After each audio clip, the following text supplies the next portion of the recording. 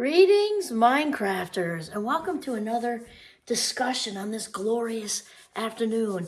My name is Kimberly Quinn, and I'm just so excited to talk with you tonight. And you might have looked at the title and said, check out a reality and change your life. Like, what is she talking about? Is she doing all this whole touchy-feely, thing? And no, and I don't want to say touchy-feely quantum physics thing because there's a lot of truth in quantum physics stuff. So anyway, remember, my doctorate's in cognitive psychology, so I'm all about the neurons, and that which is where it all begins. In fact, I'm so pumped to have, with my students starting back, we have a Neuron Appreciation Day. Why? Because neurons are where it all begins. It all comes right down to the neurons, and yeah, so that's what we're going to talk about and also mindfulness. So when we talk about checking out of reality, here's the thing. I'm not talking about going on a retreat and doing shrooms and doing, I forget what the name of that is, that they put in tea and having all these experiences. No, we're talking about in a very clear-minded, as in not using chemicals or anything, check out of reality, meaning we're talking about coming into awareness. We're talking about mindfulness. I'm not repeating the episode we just did. It's not about that. What we're talking about is not being stuck in and dependent upon, actually that's a better way to say it, dependent upon our senses, what's coming in via our senses, right? And our sight and our hearing and our touch and our taste and all that stuff. You might say, ooh, where's she going? I am telling you where I'm going. It's a good place, because here's the thing. Adults experience approximately 60 to 70,000 thoughts a day, and about 90% of those thoughts are the same, like all the way through our whole lives. And there's something about the mid-30s where they really stick. But anyway, so I have to tell you, I'm inspired today by Joe Dispenza. He's like a sort of a new person in my friend, although not that new in my friends group. Because like Oprah and I have been friends for, ever. She just isn't aware. Wayne Dyer and I, long time. Abraham Hicks and I, a few years. Aaron Doherty, a few years. Joe's maybe a couple of years, yep. But he is all about this. And so it's very important to realize the power of the unconscious. It's in the vault, right? So because the brain loves patterns, loves repetition, when it finds what it's looking for, it's ecstatic, even if that's negative, even if it's all full of negative emotion, right? So when we pull something up, the old thought is going to bring with it, almost like a carry-on bag, the memory is attached to the emotion of that memory. So if you pull something back from 10 years ago or 5 years ago or 2 weeks ago that was not pleasant, that unpleasant feeling is going to tag along like luggage with the memories. We're reliving it now, kind of as if kind of the same as we were reliving it then. May not have the same charge if it's something huge, like, somebody's assaulted or something, but the emotion isn't different. It's right there, and it may be as strong too. So, okay, so there's one thing. So the deal is, with 90% of our thoughts being exactly the same, and about 90 to 95% of everything we think, say, and do every day is coming from the vault, which we have no conscious awareness of. Think about that. To even think for one moment that we're going to have positive life change, make a different future, a better future, and a more exciting future, a more joyful future, higher levels of happiness and just all that good stuff, confidence and everything. If we are sort of on autopilot thinking the same thoughts, the high majority, 90%, every day, what's going to change for you? Like zero. Because there's just something about, for some reason, we are just comfortable with same. It's kind of like we'd rather feel guilty and do that and be stuck in that, and shame and be stuck in that. Shame is the most toxic emotion a human being could possibly experience, right? It's that feeling of feeling flawed and defective and not enough and, all that sort of thing. Somehow we start to come into this new awareness of something, and then we just go right back to, well, that's too new, and that involves effort and work, and I got to, picture something brand new. So I don't do that. So I go back to the guilt and the regret and the shame. And that's why many people just don't change. And so here's the thing. And Joe Dispenza talks a lot about meditation.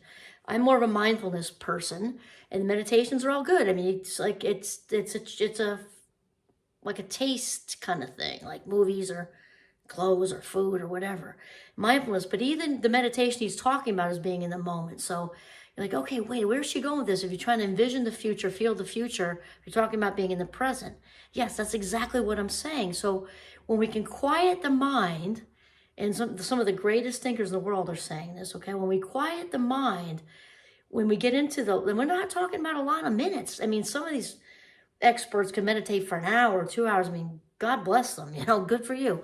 We're not even talking about that much, just whatever minutes you can do. My oldest son is constantly saying, relative to physical fitness, 2 minutes is better than no minutes, right? So when we can really just sit with and kind of detach from the environment, just quiet. And mindfulness, remember, works by non-judgment, works with non-judgment. So there goes a thought that's nervous. Okay, I'm nervous, who cares? But to just stay with it and really separate from all of the senses, because that's where the magic happens. This awareness happens, and when we become more aware and aware and aware and aware, we create and sort of draw into. It's kind of like creating a toolbox. Abraham Hicks calls it a vortex. I think Joe Dispenza calls it a vortex too.